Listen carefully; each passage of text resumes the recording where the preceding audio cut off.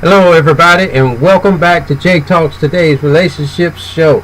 Alright, we're back again with none other than sitting beside me, Miss Debbie. Hey Jay, how you doing? It's great to be back on this show. Alright, good to have you back again. Alright, well, we've had some series of shows. We know that our talk show deals with all types of relationships, yes. Stemming from personal relationships, business relationships, couples relationships, husband and wife, boyfriend, girlfriend, my boo, all that stuff. My sidekick, best friends, main squeeze,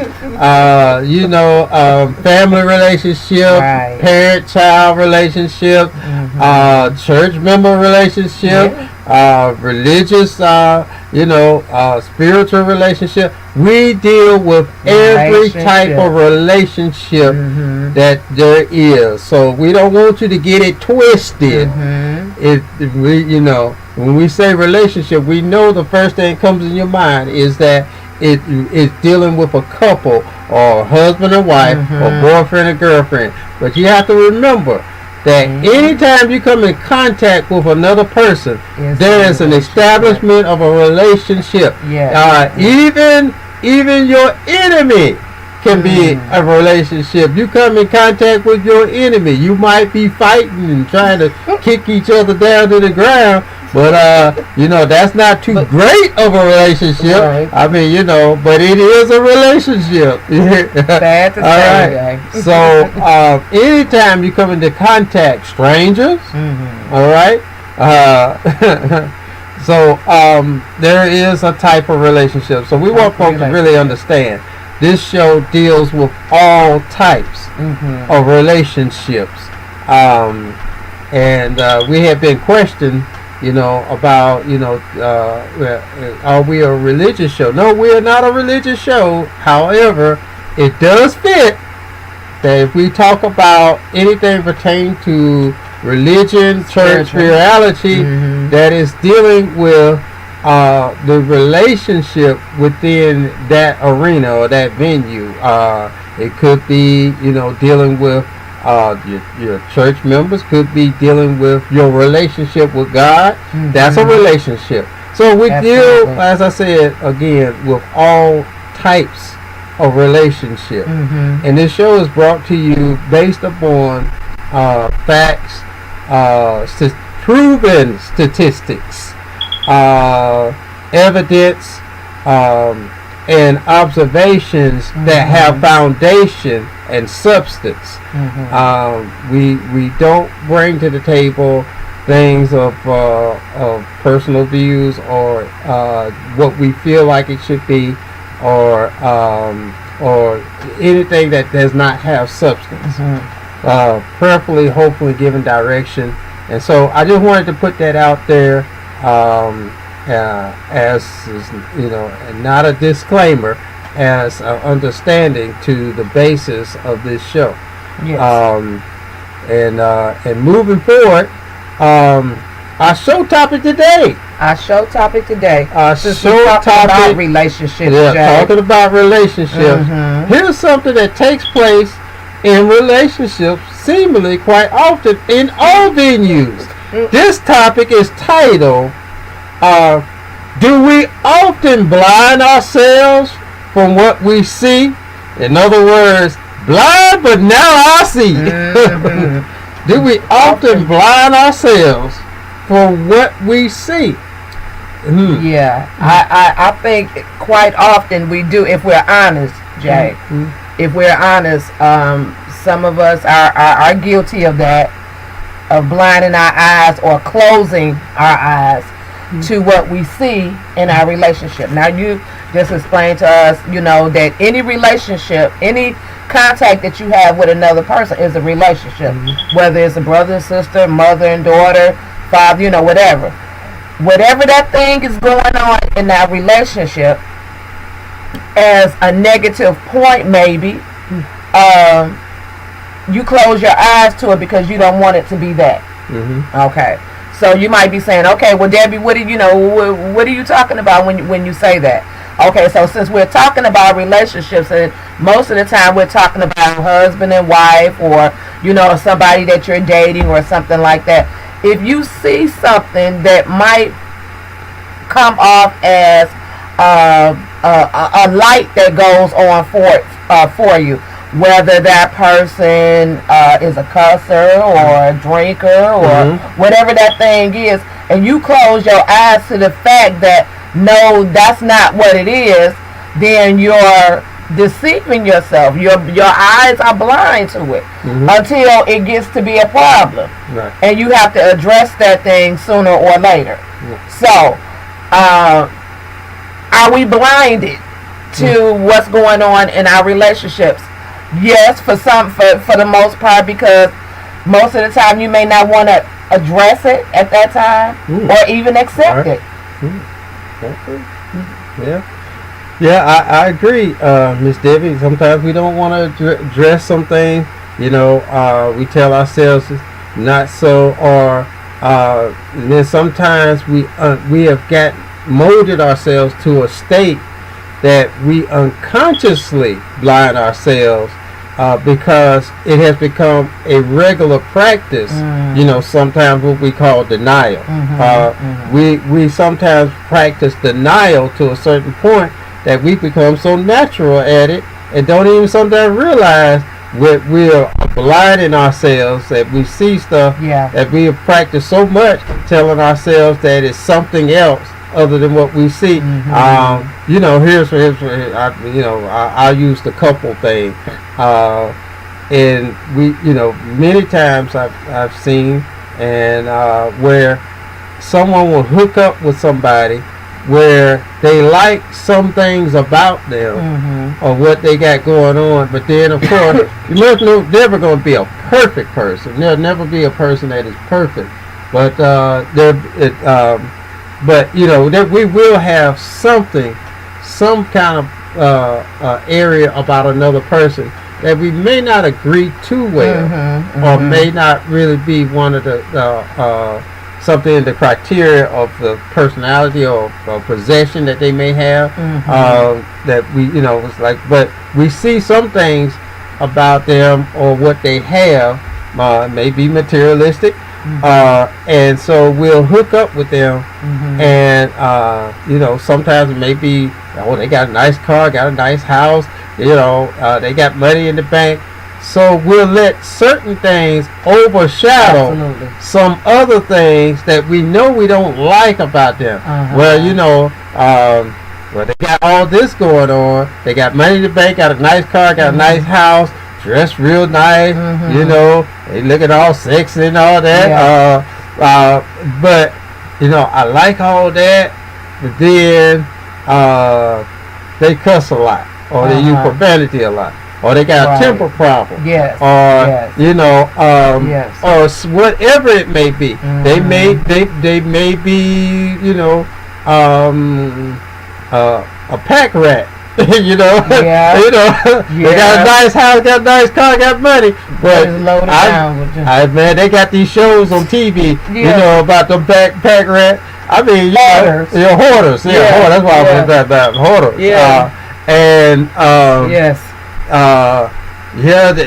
Just because they can, they go get, and they get. I mean, I have seen on some of those shows, they have had some really nice houses. I mean, really nice, but it's filled up with all kinds of junk. And so just as I was saying, whatever that negative might be, they'll let certain things overshadow that, and they'll say to themselves, well, I like all this, so I'm gonna hook up with them because I believe I can fix that. Yeah. I could change that. Yes. I can, you basically say that to yourself, and tell yourself, well, this ain't really that kind of person, because you feel that there's this other person in them that you gonna bring out, and it don't always work like that. That's the truth. That's the truth. I mean, and I was reminded of the movie. It's a Tyler Perry movie where the young lady is getting married to Blair Underwood in the movie, right? And he's this big businessman, attorney, or whatever, fine home, fine car, the best of everything, and she's with him, but not so much for the things that she started out okay with the right reason for being in a relationship, but come to find out he was abusive, right? Okay, but she was staying in that, but the signs were there before it actually got to the physical abuse, that this guy was going to be abusive. And her mother was making her, getting her to the point where saying, well, oh, it's not that bad. Yeah. Just deal with it. Yeah. Because she had her own reason for wanting her daughter to be with him. Yeah. But now we're talking about, do we blind our eyes? Do we close our eyes to the things that that we see? And it always has to start from somewhere. It always starts from somewhere. It may not actually come out right then and there with the physical abuse, but you're gonna see that possession start to take place. And where you going? What time you gonna be back? Why you ain't answer your phone when I called? You was gone too long. And but I'm using that as an example, Jay. But I mean, it's widespread when you talk about being blind and closing your eyes to the things. And those are signs to let us know, hey, stop, slow down. You might want to check into this thing or look into this a little bit more. But, for the most part, we don't. Because we get to a point to where, well, I can make a difference. Yeah, I can make a difference in his life. Well, I can make a difference in her life, Right. And here's another one that we say to ourselves that, well, it might be this way, right? But you know what? It's dangerous to put a timetable on another person's character. I say character. All right. It's dangerous that to put we say, well, they may be like this for now, but well, I'm gonna have to go ahead and say this. Church folk. All right, church folk. All right, that's church folk. Y'all hear me? Y'all listening? Can you hear me now? All right, church folk. I know we there's the thing of hope. There's a thing of hope. And there's a thing of prayer. Okay. However, we have to come to some understandings that I'm saying this before I go into what I really want to say. Okay. We have to come to some real true understandings. And it's not that I don't believe that church folk know this. I believe that they blinded themselves to this understanding, and later on come to see this understanding through certain experiences, where it applies to what I really want to get to. Okay, but I'm dealing with this church thing now. And it's not just church folk, but it's more predominant with a lot of church folk. Okay, you don't have to be in the church to have this area. We tend to say, okay, because I love the Lord and I cherish the Lord, and He's the leader and guide of my life. I pray to Him for change. All right, and I hope for the change. Now watch this. When you hope in something, hope is not a guarantee. All right? All right? I know I got some church folks going to be a little upset. Hope is not a guarantee. You hope, and when you hope, you move as though it's going to happen. Okay. It may not ever come to pass. It may not. And how do we know this? Just look at some situations in life. Some people in life you might have seen that maybe even said they were hoping in the Lord or hoped in something. There's a lot of people that have the hope to be a millionaire.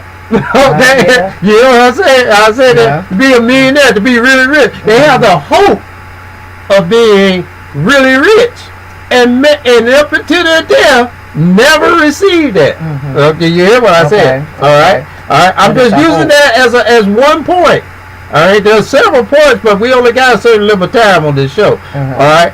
So be open and broad-minded when I'm giving you this analogy. It's not only just in that area. I'm just saying that when you hope, that doesn't mean it's it shall be fulfilled. Okay, it will, without a shadow of a doubt, be fulfilled. But you move in the direction as though it will be fulfilled. That makes sure we understand that. Okay, all right. Then we say we pray for God to change, and then many times we pray for God to change a person. All right. We tend to miss, church folk and other people who tend to pray that we say the prayers of the righteous avail much. It does. We just miss the application. Okay, the application. We have to always go back to the very basic, fundamental on the ground floor. That is that God gave us free will. Right. We have to start right there. Yeah. Because if you don't start right there, you'll miss the whole understanding. Absolutely. All right. Okay. Free will, which means God doesn't make anybody do anything. All right. Because if he's not mocked, and he does in conflict with himself, because it says if he does, he's a lie. So God is not a lie. If you believe he's not a lie, then he gave all of us free will. Okay? Right. That means he doesn't make anybody do anything. That's why the Bible is so full of talking about your choices. Okay? Your choices. So if you're praying for God to make somebody change, you understand what you're saying is that God is going to come and take away their free will and make them. It's not that kind of make. Even though we say God has changed me, God, He does, but it's that we have turned over. You know, it's like when you have some money, you have some money, and you give it to a person and say, I'm giving you this money to go and spend and do some things. All right. And take control of this money. It's my money, but I'm putting it in your hands to manage it. Okay? All right? It's still my money, but I'm putting it in your hands to manage it. All right? So if you manage that money right, because I'm entrusting you with my money to manage it right, because I'm confident that you can do it better than I can. Okay? When we give our lives to Christ, we're saying we're giving our life over to Him to manage it, because He can manage it better than we can. All right? It's not that He came and took our money, or the person came and just grabbed your money, all right, and took it out of your hand, and without your say-so. You have to freely and willy choose. Okay, let's understand that. So if a person doesn't freely and willy choose to hand over the money, God ain't gonna rob them of that money. He ain't gonna hit them over the head and take your money. All right, and He's not gonna take over your life unless you will. So if the person doesn't choose to allow God, you will pray all you want to. Scripture does say in Proverbs, it says there may take a devastating situation for a person to change, and even then, a person may not change unto death.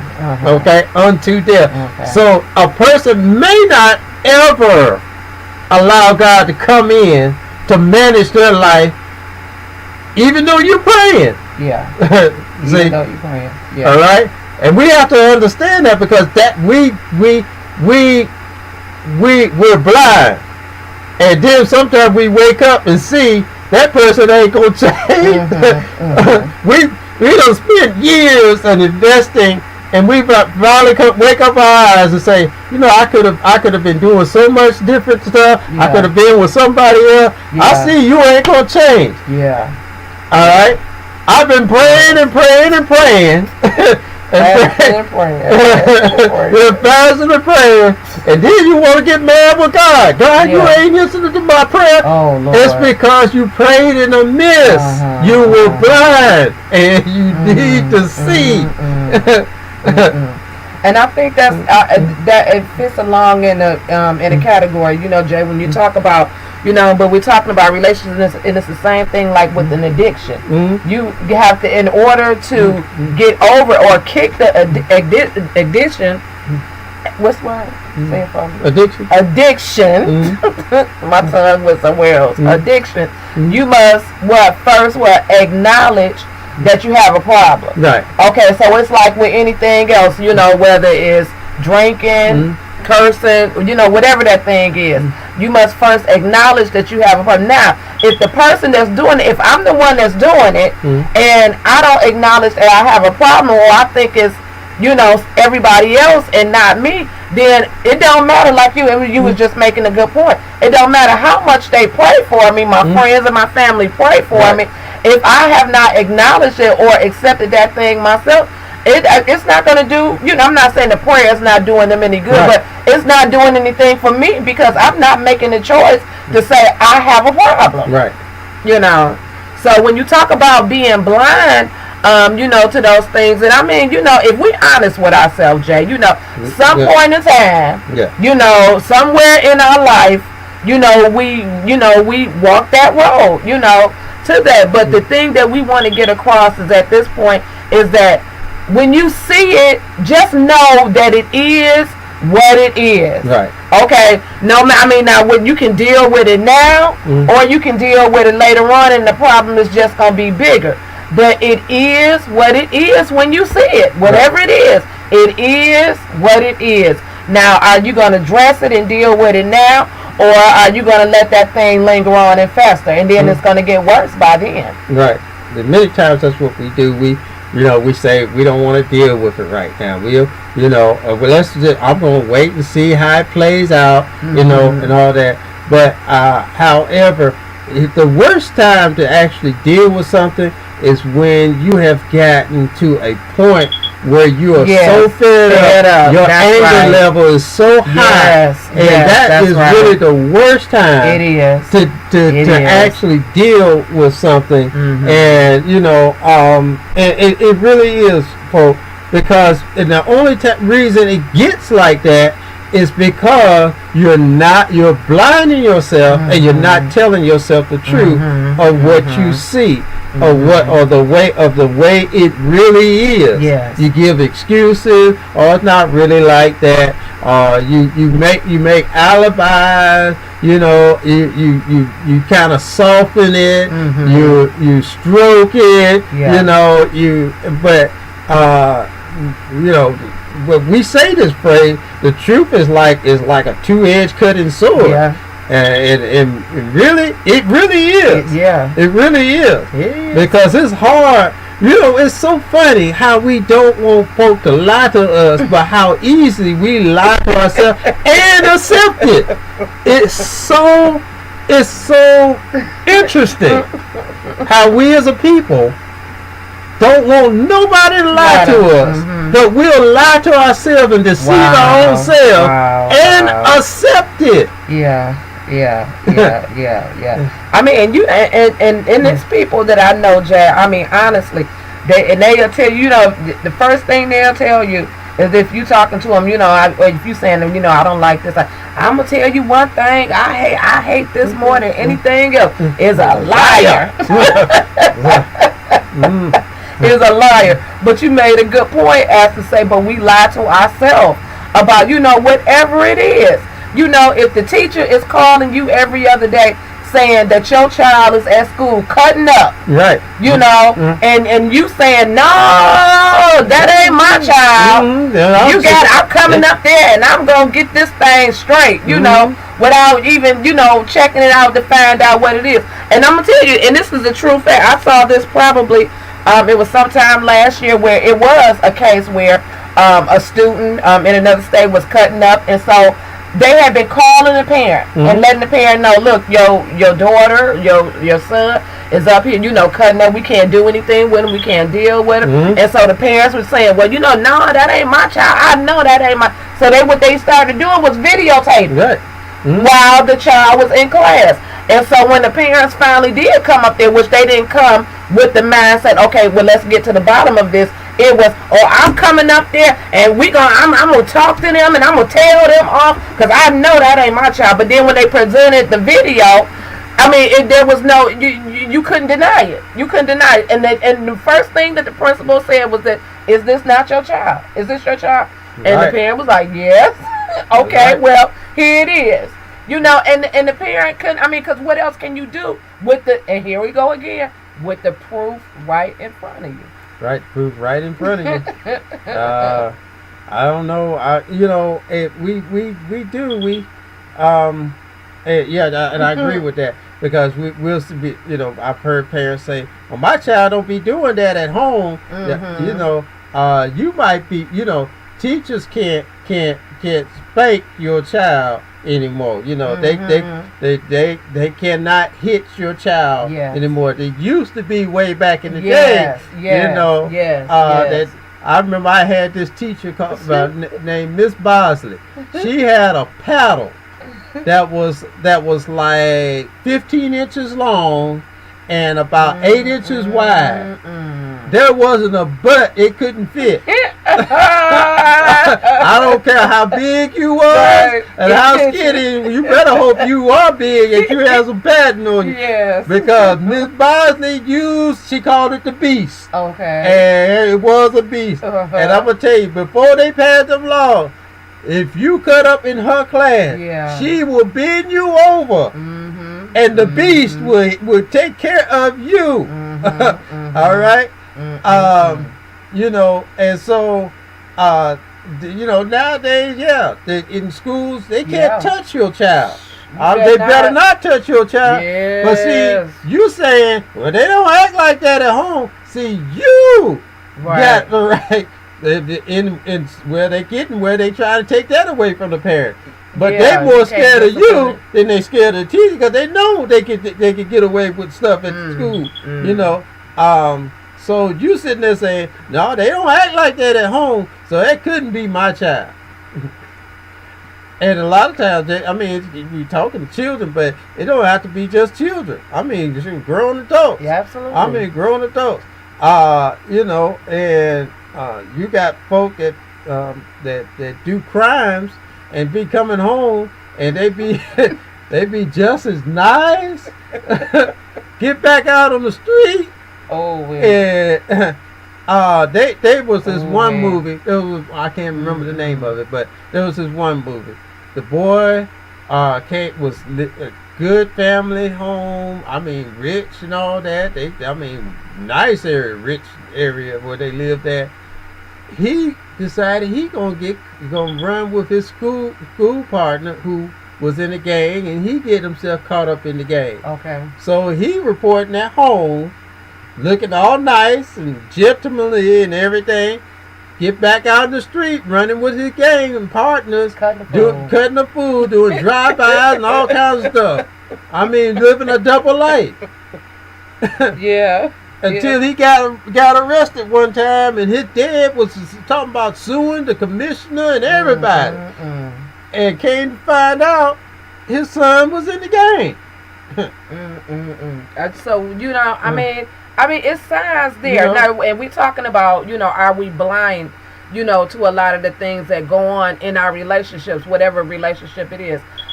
Just as you was talking, Jay, I was reminded about the two young men that were actually the shooters in the Columbine shooting, and how the signs were there. The parents, the signs were there. Yeah. And how, and one of the mothers, I think Dylan Cleburne's mom, was actually the one that said, she said, I saw it, but I never thought it would get to that, to that point. I didn't address it because I just thought it was a phase or something he was going through, And so, and I think a lot of times, Jay, if we're honest, that's what we think too, when we're dealing with who, our relationship. It's just something that they're going through and then they'll grow out of it or something like that, Right. It's just a phase. Right. It's a phase. Yeah. They done called you the B word, but that's just a phase. Right. That's just a phase. Yeah. That's just a phase. Then you sitting up there on church. This too shall pass. Yeah. I'm gonna pray for him. I'm gonna pray for him that Lord take over his mouth. He don't call me the B word. He done called you that the next following week. Oh my. It's just a phase. All right. But Jay, I mean, and we're talking about this, and I'm saying, it used to be a time, Jay, where if you can remember, there were certain things that people did. You could automatically just say, okay, this was this person that did it, or this set of people that did it, or this set of people. But now you can't tell. There was a time, when I was growing up, it was certain things we already knew as children because we were brought up. You said yes, ma'am, no, sir, yes, ma'am, no, ma'am, yes, sir. That was it. You didn't address a grown person by their name. You said yes, ma'am, no, ma'am. No matter what the person was talking to you, you say yes, ma'am, no, ma'am.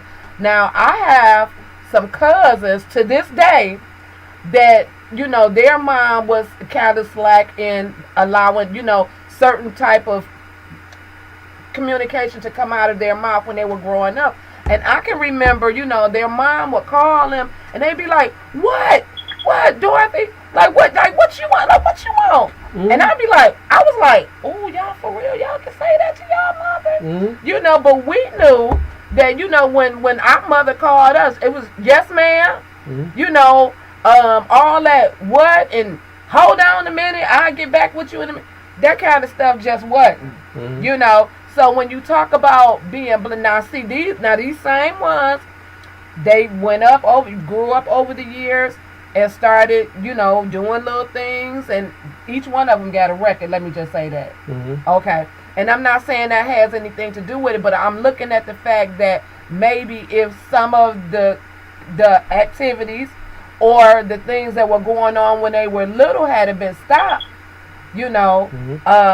it probably, maybe some things could have been avoided. That's the point I'm making. Okay. But we're blind a lot of times, or we think, or like you said earlier at the beginning of the show, it's so prevalent that after a while you just think it's nothing. Right, you think it's nothing. It's nothing. You become immune to your thoughts and your focus.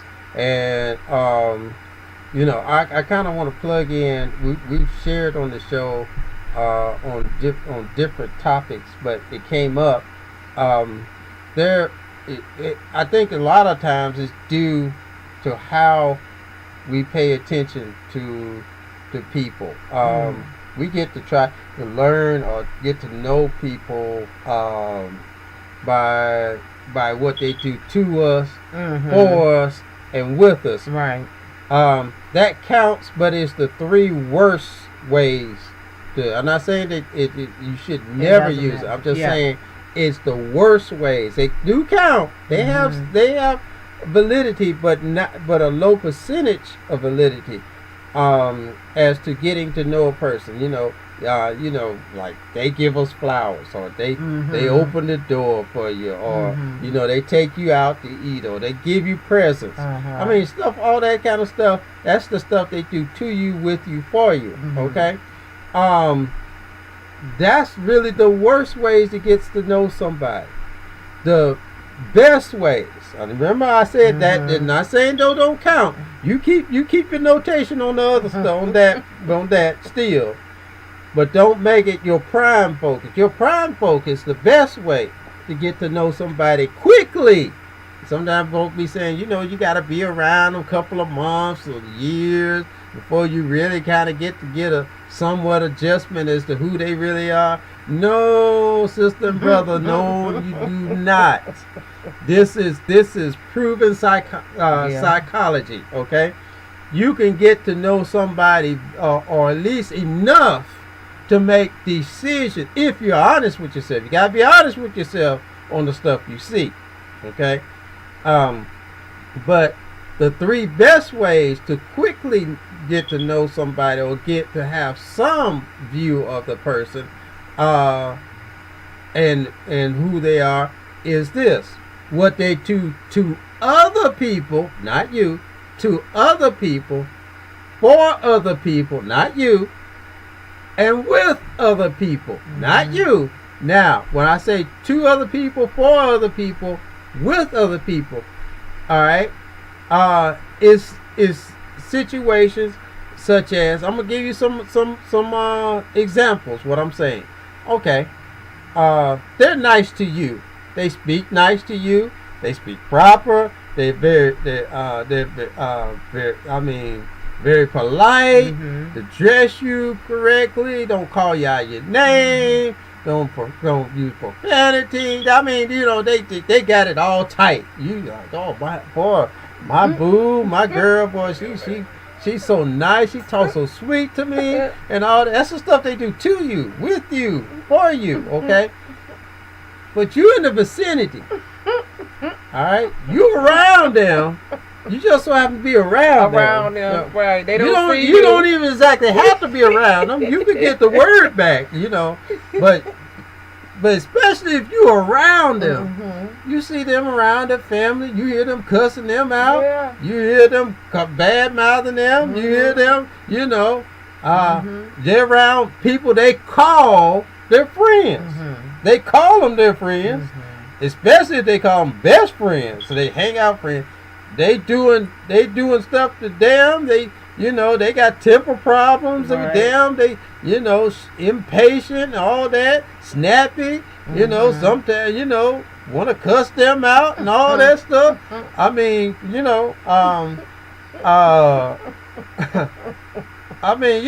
y'all hear what I'm saying? Yeah. That kind of stuff. That's a clue. All right. Now that's a total difference from what you get it. Yeah. But you want to count the way they treating you. All right. All right. Here's another one. You want to see how much of a good liar they are? Pay attention to when they're dealing, like I said, everyone else. If they lie to everybody else, what makes you think? Just they may everything may be checking out right now, that they telling you the truth about things, but what they see, because they're comfortable with everybody else lying, comfortable with everybody else cussing out, calling folk out of name, temper problem, impatient, all whatever the negative stuff. Okay, they're comfortable. They got their guard up with you. So when they get comfortable with you, all right, it's gonna be Here come that person. Now another thing is, you done heard this guy done been in a couple of relationships, and I can understand maybe if just one woman say he beat on her, that might be questionable. Okay, she might be trying to have hate, trying to badmouth and all that, lying on him. But when you got a couple of them that have the same story and talk about that this person got bad temper and all that stuff, what makes you think that you any different? We got that thing where, I could change them because they getting all of this. They getting all of this,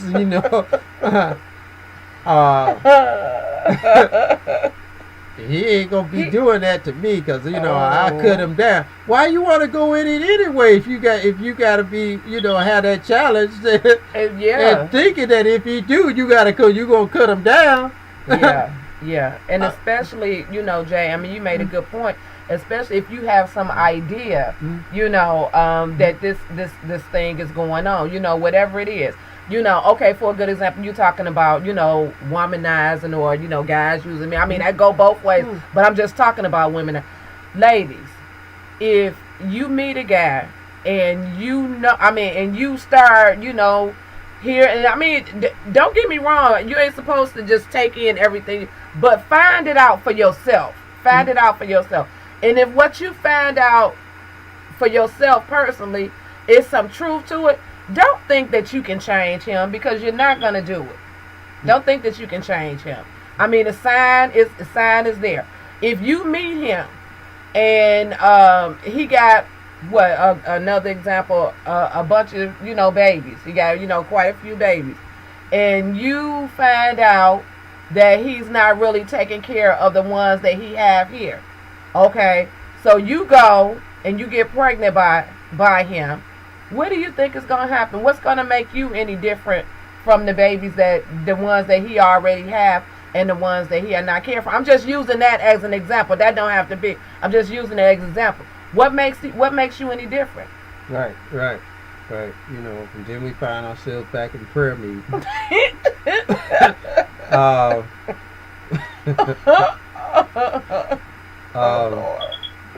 All right. Being blind, Jay. All right. Not being truthful right. or honest with ourselves when we see that thing, and you don't have that. That's a personal choice. I mean, that's between you. But all we're saying is that do not close your eyes to it. I mean, however you feel, you got to deal with it. From your standpoint. Personally, that's your own personal. But just don't say, well, no, this is not what it is, because it's only going to cause you more problems in the long run if you choose not to deal with that thing now as opposed to later. Right. And the most dangerous thing is to make an excuse or an alibi for something you see, especially if it's something that you are not in approval of. Okay, I'm gonna give you. Nobody likes to really argue. Okay, right, yeah. Nobody likes right? And I mean, they do it. They do it. But when you really ask them the question, how do you do you like to argue? How do you deal with drama? I don't like drama. Right. I don't like, but they could be still a drama queen, drama king. Okay,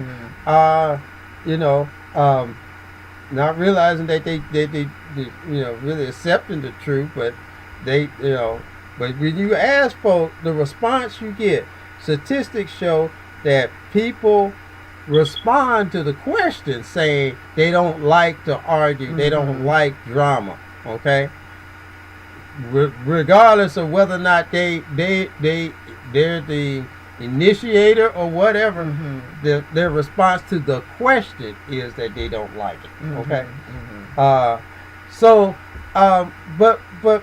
watch this. Watch this. We say we don't like drama. We don't like to argue. Okay. But then we tend to make a lot of excuses. I'm going to give you one of the examples or analogies. You have a person, I love to give this one quite often, that didn't sleep well.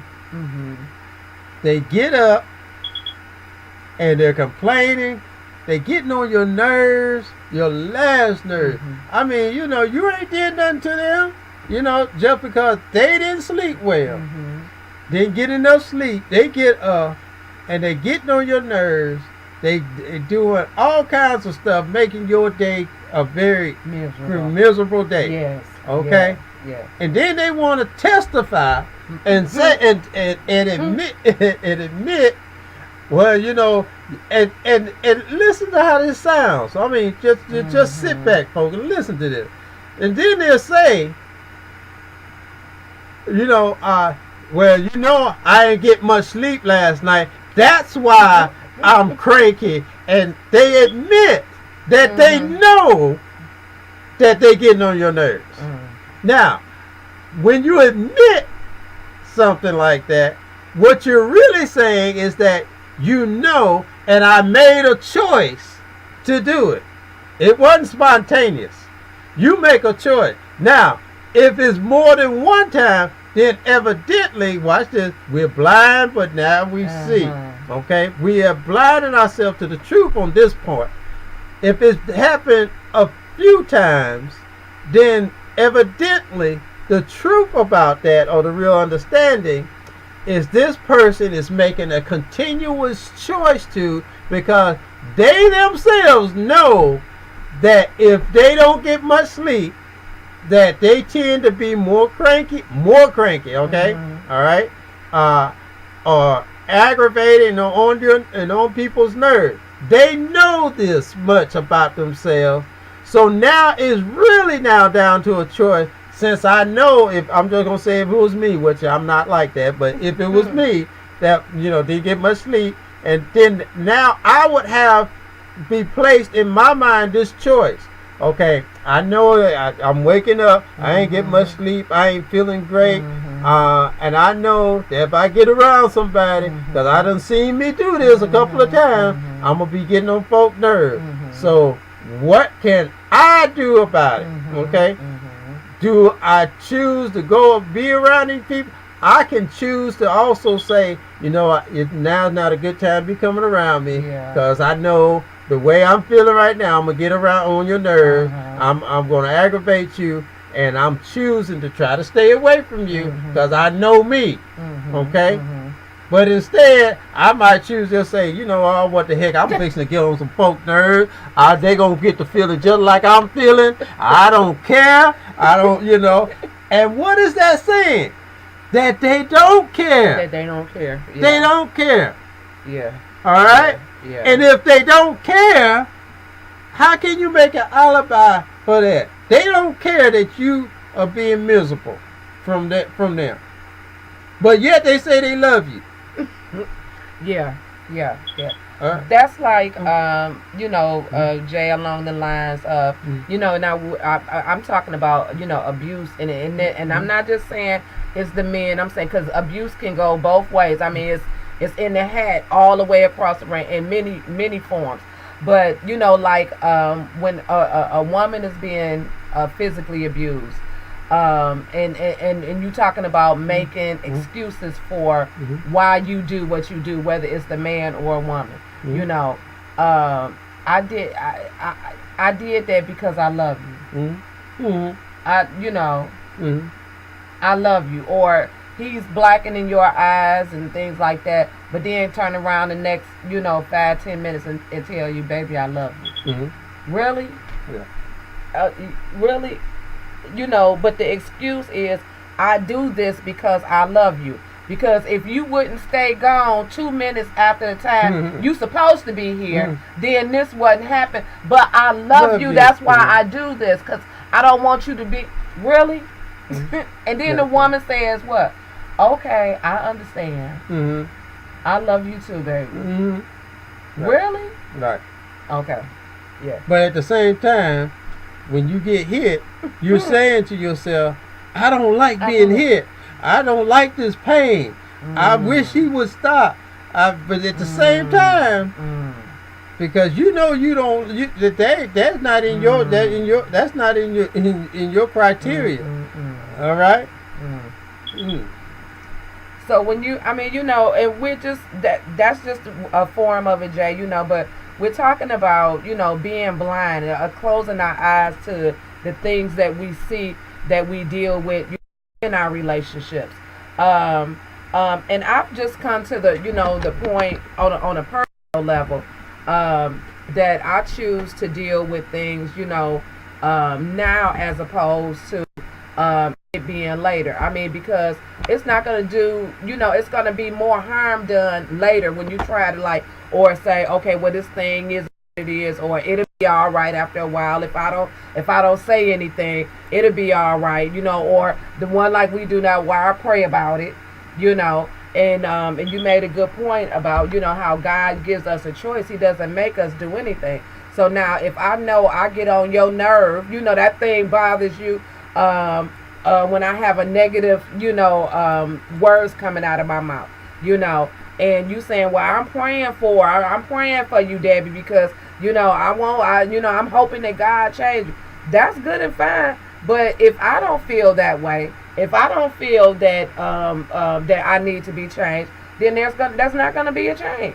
Right. And that comes with that willingness. You know, you have to have a mindset to say, okay, I know I have an issue, you know, with having negative words come out of my mouth, or cussing, or lying, or whatever that thing is. Deal with it when you first see it, and then, you know, from there, well, at least I'm saying is that the person will give you a notion as to whether they want to deal with it, or they feel that there's something there to what you're saying, or if not. And then it's up to you to decide, okay, well, yeah, she told me that she don't care anything about, you know, my feelings being hurt because she said this or he said that. So then the ball is in your court as to what you want to do. Okay, so now if you say, okay, well, I choose not to deal with that person like that in that relationship, then you make the choice to do so. But, I mean, before then, if you don't deal with it or bring it to the person and let them know, well, you know, hey, I'm having an issue with this, you know, about this with you, and you let it go without even saying anything. And a lot of times, I'm not going to say that people don't know, because they do, but they may not just feel it's an issue because you haven't spoken up. Right. Right, yeah, you haven't spoken up. And, you know, I know it may sound like, you know, we're talking a bunch of negatives. We're not talking about negatives. We're talking about facing truths, facing the facts of your situation, which many times it will harm us more than it would help us. Well, it helps us to face the fact, but when we blind ourselves to the truth and facts, it will harm us more than we're thinking. That when we're telling ourselves to be in denial, or it's not really like that, we're thinking that it's going to help us to go into that arena, but it actually hurts us more than it would help us. And you know, because when you really face the truths and facts of life and your situation and your statuses and your relationships, whatsoever type of relationship it is, it'll help you make decisions regarding where you are as to where you want to be and where you need to be. Okay? This is even in religion, even all the way to religion. If you're tell yourself the truth. I mean, there are some religious practices right now that are not in line with Scripture and the Word, and I'm just saying this, the real honest truth. And if you find that it's not in line, and you know, and you're just going with the flow, you just going with the tradition, you know, you're blinding yourself, maybe because, you know, all the choir sings good. Remember we were talking about, you know, person have certain possession, you know, and sometimes it can weigh over many of the bad things about the person that you don't. Or it's the same thing, even all the way to religion. You know, it's business or whatever. But you know, even religion, maybe you like the choir singing, but there's some false teaching going on in there. So, you know, well, do you continue to be in that vicinity because the music is good? You know, it's just like being with a person because they got a lot nice house, got a lot of money, but they won't beat on you. You know, do you continue to be in that situation? Do you continue to tend there because you know, and your position that you prefer to be in is in a better position than where, you know, you don't want to be in a position where you're getting beat on by, you know, by a guy, even though they got a nice car, got nice money and all that. Like the movie you were talking about, I can do bad all by myself.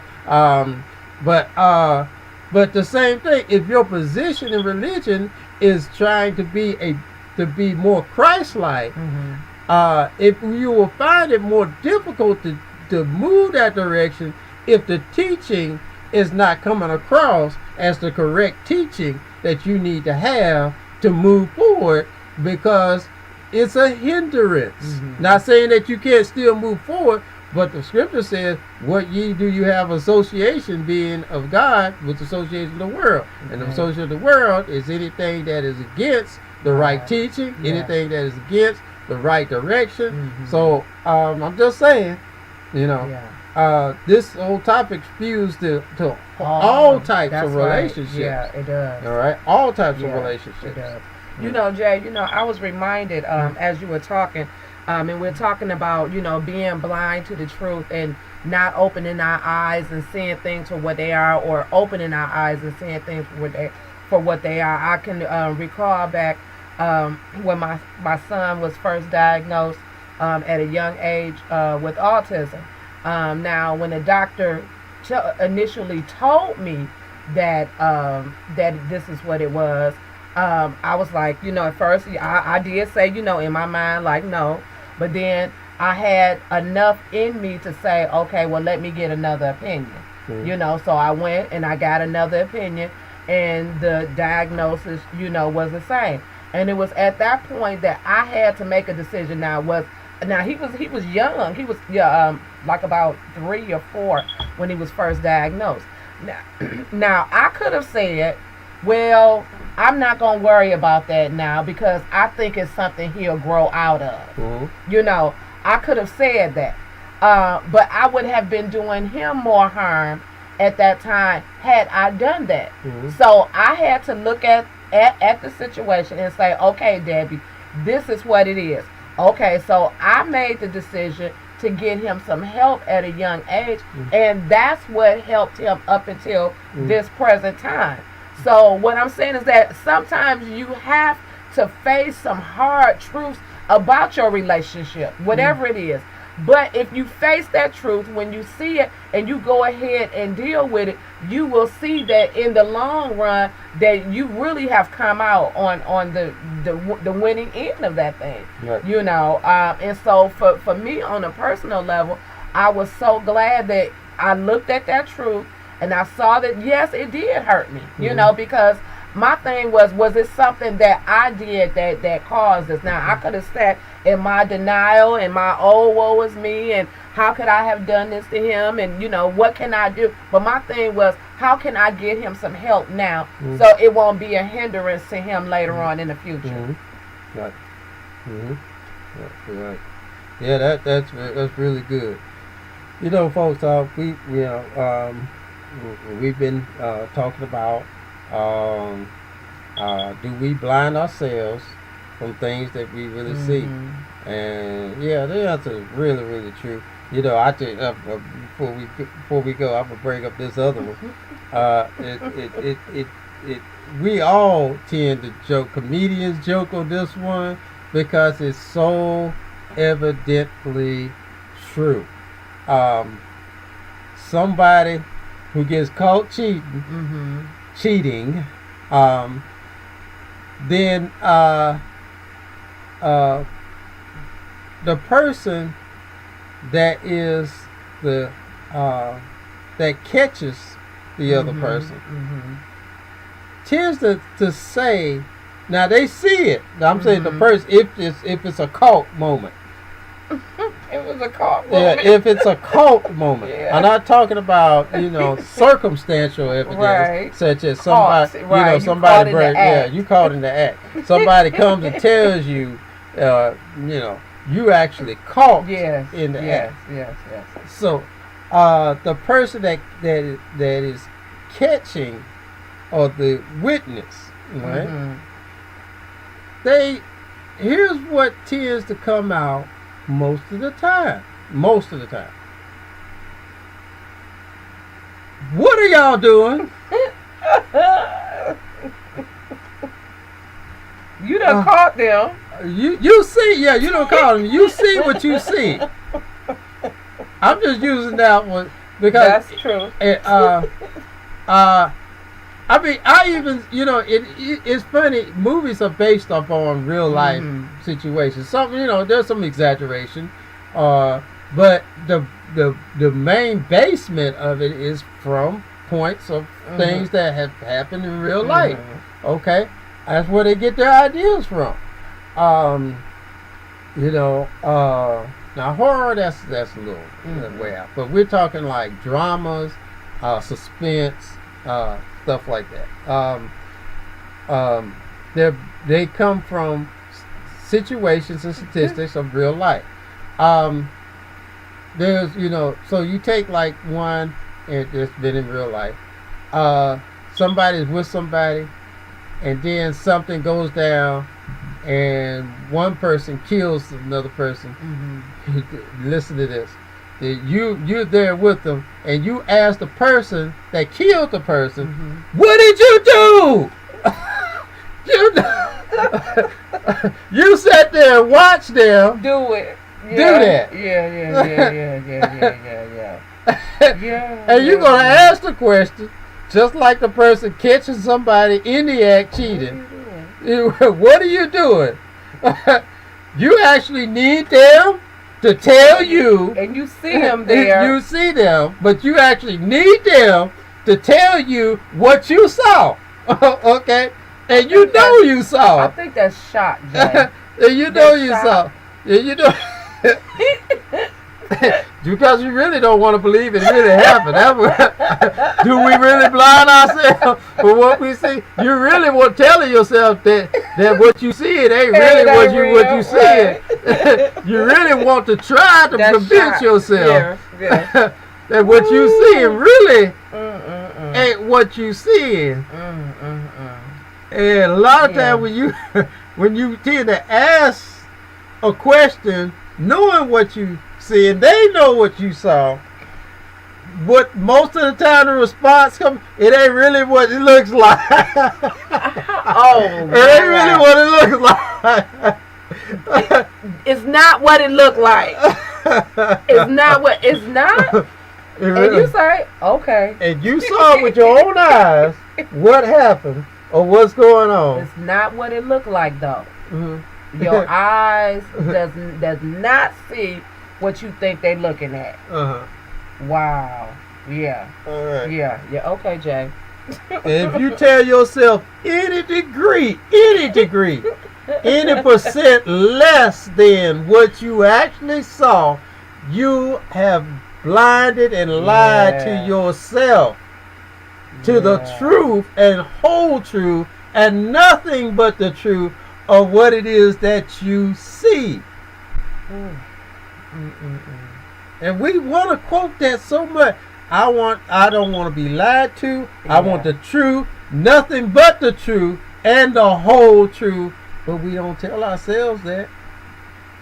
Yeah. I think for all good intents and purposes, Jay, when we say that, that's what we, somewhere along the line in us, we believe that. I want you to always tell me the truth. I don't care what happens. I want to know the truth. I don't care what happens. I don't care what happens. I want to know the truth. Okay. I mean, we have to really watch, our words as well as our thoughts, because do you really want to know the truth? That's just like if you ask your mate, you have some suspicion. Are you cheating on me? And they say, no, babe, I'm not doing that. But then you ask the same, somebody else might ask the same. Well, I want you to always tell me the truth. Whatever I ask, just tell me the truth. I can deal with it. Are you cheating on me? Yes. Yes, I am. I've been cheating on you from day one. I've been cheating on you for a while. How could you say this to me? But you want to know the truth, though. Okay. So now, if that's the truth, why are you freaking out? Especially if you had some kind of instance that this is what it is. Why how could y'all do this to me? You done tore up everything in the house. Okay. So Being blind, Jay. All right. So yeah. So, folk. I think I'm gonna just wear me some dark glasses all the time. Wear dark glasses. Yes. You gonna play Ray Charles for the rest of your life? Yeah. That's it. That's it. All right. So, folks. So, the question is: do we blind ourselves from things we see? Are we blind? Yeah, we really do. We really do. But but as after, if you've listened to this show, and maybe if you found yourself somewhere in some of this conversation, maybe you can say, like the spiritual song, I was blind, but now I see. I was blind, but now I see. What you may have been blind to was that you didn't see yourself making yourself blind. But now you see that you need to tell yourself the truth, of everything that you see. Okay? You was blind, but now you see. Okay?